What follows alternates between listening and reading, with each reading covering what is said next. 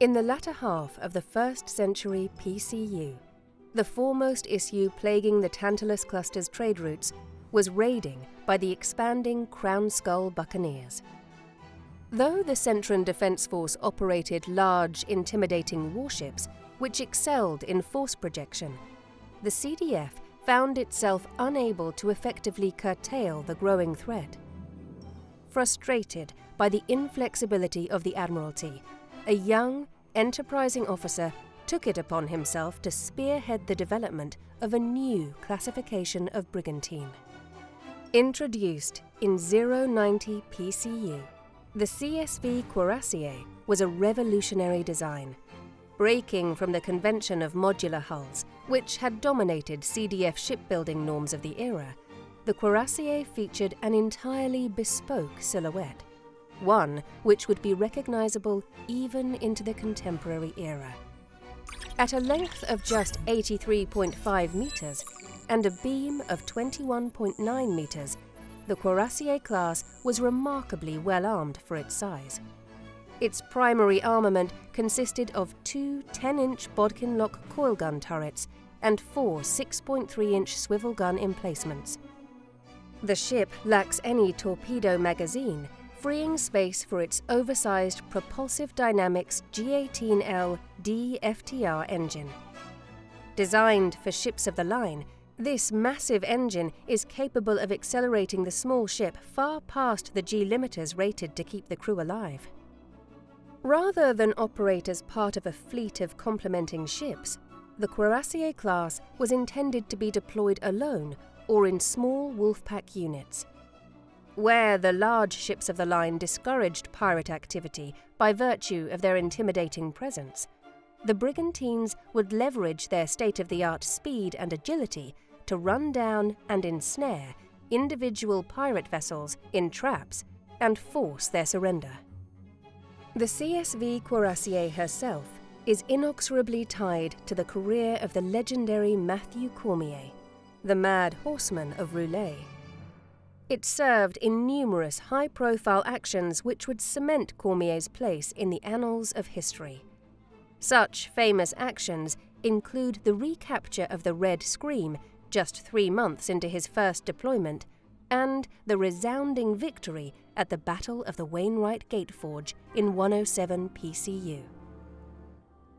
After the Cuirassier had been retired, Cormier intervened to save it from the shipbreaker's yard. The ship is still in the possession of his mercenary company, the Winged Chevaliers, to this day. The Cuirassier-Class was produced in abnormally large numbers into the 170s PCU. As a result of their small frames, low crew requirements, and an abundance of spare components, ships of the class became a common target for salvage from mercenary companies, privateers, and, most ironically, pirates. Though several midlife improvement programs had kept the design in step with new developments implemented by the CDF, the design proved unsuited for the battlefields of Halpern's War. Owing to intense lobbying from the Cormier family, it was decided that its replacement would share the same basic layout while incorporating new technologies developed in the wake of the recent war. The resulting Carabinier-class brig shared many visuals with its forebear, but was relegated to the role of fleet escort, as new corvettes and frigates matched or even exceeded the operational flexibility of the brigantines. The Carabinier-class served a long, though uneventful, career during a time of peace. During the development stages of the Michaela Collette Fleet Modernization Program, a new generation of the Cormier family once again lobbied for the frame to be refreshed for the contemporary era. Though the design was now hopelessly out of date, the new Matthew Cormier-class brig would be commissioned as a heritage model in 287 PCU. Its career would be short-lived, however. With the outbreak of the Frontier War, all building of new ships of the class was halted. with production shifting to the much more capable and versatile Andalay-class brig.